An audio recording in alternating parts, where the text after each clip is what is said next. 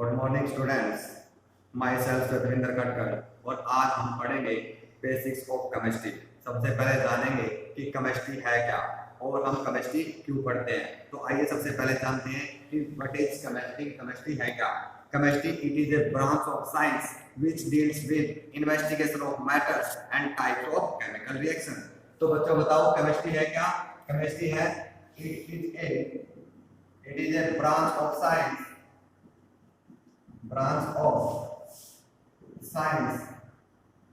which deals with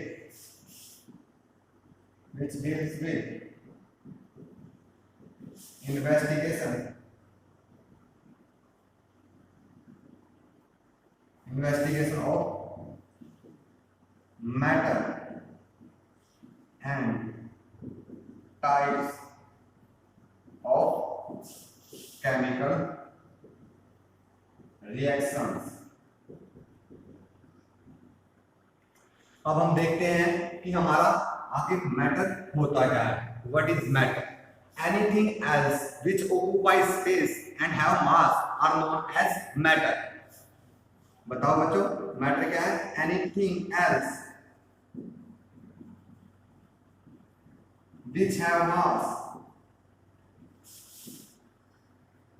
mass and occupied space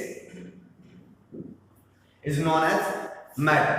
तो ये देखा हमने बच्चों की केमिस्ट्री होती क्या है। अब हम जानेंगे कि केमिस्ट्री हम पढ़ते क्यों हैं। तो सबसे पहला यूज है केमिस्ट्री का हमारी डेली लाइफ से रिलेटेड है, और दूसरा है हम अपने आप को, हमारी बॉडी स्ट्रक्चर को जानने के लिए हमारी बॉडी के पार्ट्स क्या क्या हैं और वो कैसे डेवलप हुए हैं। तो सबसे पहले जानेंगे हमारे अपने आप के बारे में कि हमारी बॉडी डेवलप कैसे हुई है। तो देखो,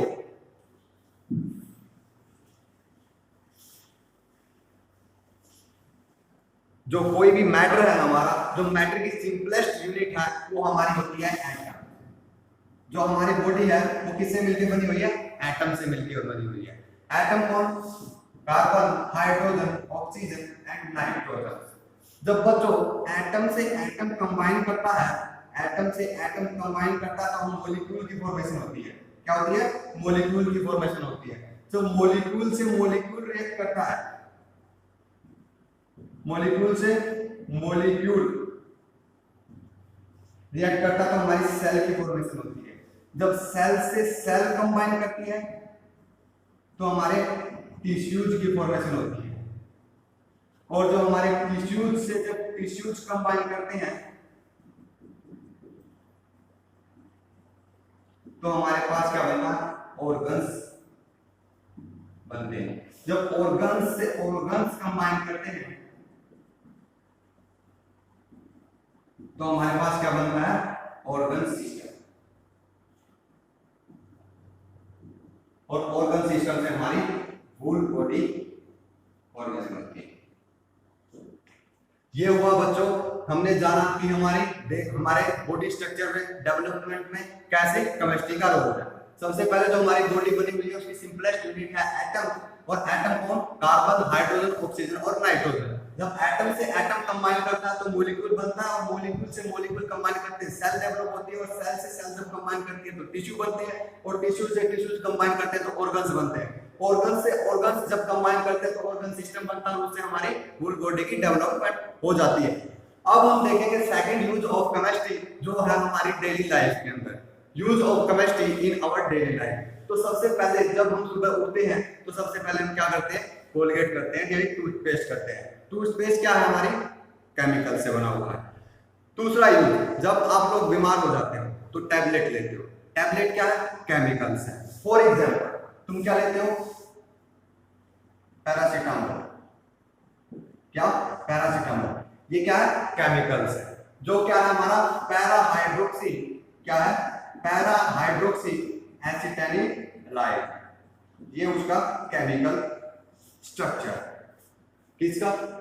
पैरासीटामोल का। अब बच्चों कहीं पे कोई विस्फोट हो जाता है, तो वहां पे केमिकल रिएक्शन हुई होगी, तभी कोई विस्फोट हुआ है। तो जो हमारा मोस्ट एक्सप्लोजिव एलिमेंट है वो है हमारा TNT, ट्राई नाइट्रोटोलुएन। क्या बच्चों? ट्राई नाइट्रोटोलुएन।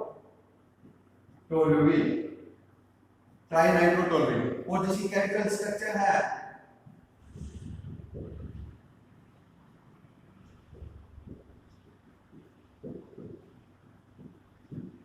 ये वाला, ये केमिकल स्ट्रक्चर ऑफ ट्राइनाइट्रोटोल्यूल। जो क्या है? Explosive compound.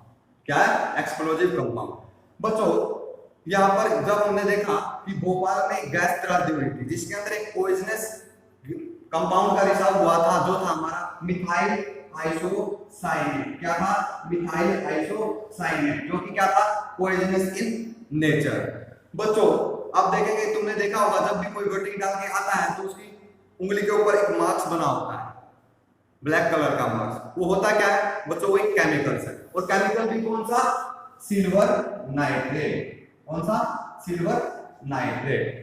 अब बच्चों जो हमारी बॉडी का सबसे हार्डेस्ट जो सब्सटेंस है वो हमारे टीथ होते हैं। और वो किससे बने होते हैं? कैल्शियम फॉस्फेट से बने होते हैं। किससे बने होते हैं? कैल्शियम फॉस्फेट से, जिसका केमिकल फार्मूला ये वाला है, केमिकल कैल्शियम फॉस्फेट। अब बच्चों कुछ लोगों में क्या हो जाता है? उनको स्टोन की दिक्कत हो जाती है। क्या हो जाती है? स्टोन हो जाती है। अगर वो बच्चों ये स्टोन होती क्या है? स्टोन क्या होता है? एक केमिकल कंपाउंड होता है। और केमिकल कंपाउंड भी कौन सा? Calcium oxalate. क्या होता है? Calcium oxalate. क्या होता है? कैल्शियम ऑक्सीलेट, जो कि है इसका केमिकल फार्मूला है। अब बच्चों हम कोई भी कपड़ा खरीदते हैं तो वो डिफरेंट डिफरेंट कलर्स का होता है। वो डिफरेंट डिफरेंट जो कलर है वो कपड़े के किसके कारण है? वो कारण है डाइज के कारण।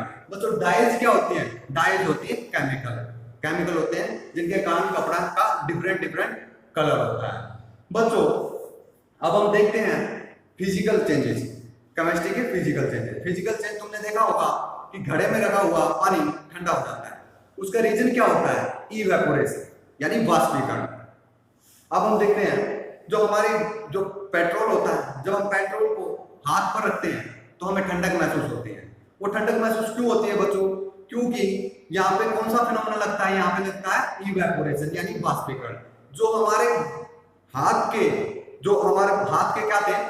जो मॉलिक्यूल थे वो क्या किया उन्होंने? एनर्जी लेके इवेपोरेट हो गए। जो कंपाउंड था पेट्रोल, जो केमिकल कंपाउंड हमने पेट्रोल हाथ पे डाला था, उसने क्या किया? जो पेट्रोल के मॉलिक्यूल थे वो हमारी हथेली से, हमारे हाथ से एनर्जी लेके इवेपोरेट हो गए, उनकी काइनेटिक एनर्जी बढ़ी और वो एस्केप आउट हो गए, जिसके कारण हमें ठंडक महसूस हुई। जो हीट है हमारी वो high temperature to low temperature flow होती है। जो हीट है हमारी वो high temperature to low temperature flow होती है। तुमने देखा होगा बहुत सारी न्यूज भी आती है कि कुछ लोग कमरे के अंदर एक अंगीठी रखकर सो गए, आंख की जो जलती है अंगीठी, उसको रखकर सो गए और सुबह वो उठे, यानी उठ नहीं पाए, वो मर गए। इसका रीजन क्या होता है? इसके पीछे भी एक केमिकल रिएक्शन होती है कि उन लोगों की मौत क्यों हुई। इसका सबसे बड़ा रीजन है बच्चों कि जो क्या होता है? Carbon monoxide.